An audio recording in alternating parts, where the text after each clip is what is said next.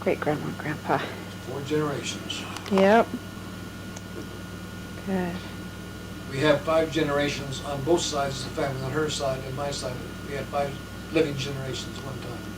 Oh, wow. And my mother lived to be almost 95, and his father lived to be almost around 93. Wow. And they ate 2 eggs. They talk about eggs not being good for people, but they Eggs ate and milk. 2 eggs a lot of mornings, most mornings I'd say, and ham, and of course they All that worked a sort lot of harder stuff. than people do nowadays. They Yeah. needed more food, you know. We had Yeah. 4 cows and milk at one time. And how old are you both right now? Well, I just turned 81. 81. 82. 82. 82. Grandpa just had a birthday. And I'm 79. So you guys got a lot And I of look years like I'm left. And Yep. we were married. Yep.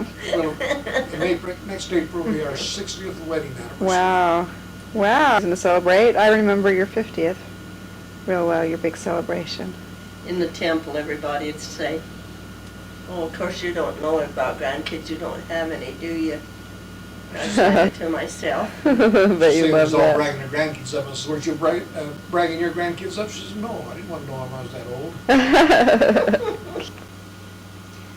We want to know, what is the most romantic getaway you two have had together?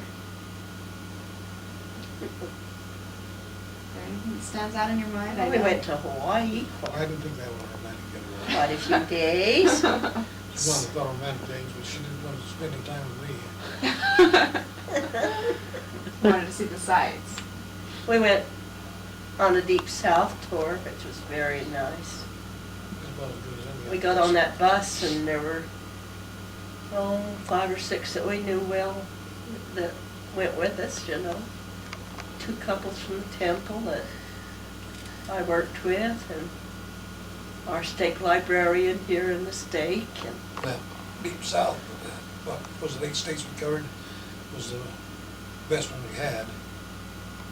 I wasn't too excited about the wine.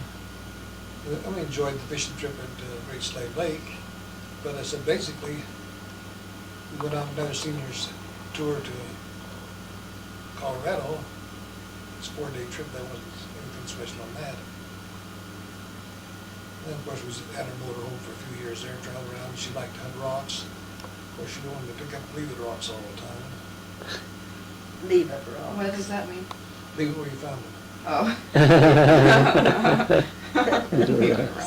when I was taking a lapidary class, making bowls and stuff out of stones. Oh. Yeah, he made us a bunch of jewelry from And, rocks. He had a rock polisher. She was picking up these stones to have mounted, but most of the stones were worthless.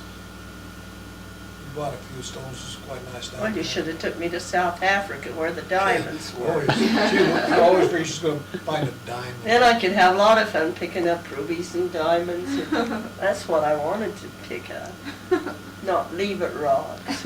Are you telling me that diamond he'd given you at the first wasn't good enough for you?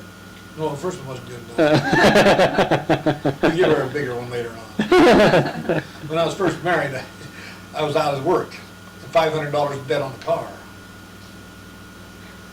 Grandpa teases me that he said that when I got my job with the government, that I made more starting out than he did when he retired. You did. You started out at 21, 21.9. and I retired at 21. We See? were just telling Wendy, I I really don't did believe well. you were here, that when Nell was born, the doctor charged us, was it 20 or 30? $30. About $30, and the nurse came and took care of us for 10 days for $1 a day. So that was $10 for the nurse. When Merrill, She even made cinnamon rolls for us. when Merrill was born, I think doctor charges $50, and the hospital charges $50, I think it was. So times have And changed. Merrill was paid for at government expense. You were married during the Depression. You bet. Now tell me, being married during the Depression, what was your toughest, most difficult years of your whole married time together? What was the most difficult? And what was it that made it the most difficult? Was it depression or? Well, I guess when we first married, I was without work. We got married in April, and I got my first job in June or July. And it came in on the 13th, if I remember right. And we've been living with the folks, and of course, that's always, I was helping Dad truck coal and stuff like that. We had no income of our own. And Dad was helping me out a little bit, with paying me a little bit for my work to keep the car payments up. Of course, the payments are only $25 a month nowadays. But when I got my first job and broke away on our own, first thing we did was go up to the grocery store in Fairview and made arrangements to purchase groceries on credit and pay for them at the end of the month. We got paid once a month. So everything we got out of the store was purchased on credit. So would you say that your toughest time being married was when you first got married or during the Depression? Well, that was all during the Depression. Oh, that was during the Depression when you first got Depression married? back in 32. And that's when you got married, okay. So we're in 38. I think though, maybe if any time we were more pinched, it's when we lived at Rogerson's up here in Salt Lake in the Avenues. We bought a car and we paid more rent. We paid for the car, paid rent, and only had just so much to live on. And it wasn't too much. Well, we figured out in the early days was we didn't have to worry about taxes. Mm-hmm. And we figured 25% of your income would go for rent, 25% would go for a car, 25% for eating, Food. food and stuff like that, and then give you 25% to buy furniture or anything else you wanted. And that's the way we based all of our spending on that. And we bought everything on credit. And Margie was born up there, and she was very allergic, and she got eczema on her cheeks, a big round of eczema. And I went to the doctor, and he said, "Are you nursing her?" And I said, "Yes." And he said, "Well, she's getting things through the milk that she's allergic to." He says, "I want you to quit nursing her and put her on the bottle." She wouldn't touch the bottle.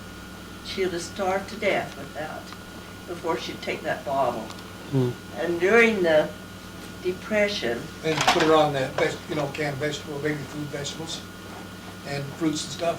and she didn't like the vegetables, so just about all she lived on for a period was canned fruits. Mm. And due to the Depression, we could only buy about 1 or 2 cans at the store at a time. We'd have to go from store to store and get whatever we quoted every day, a can or 2. Okay, you've been married 59 years. Yes. If you could give your grandchildren any type of advice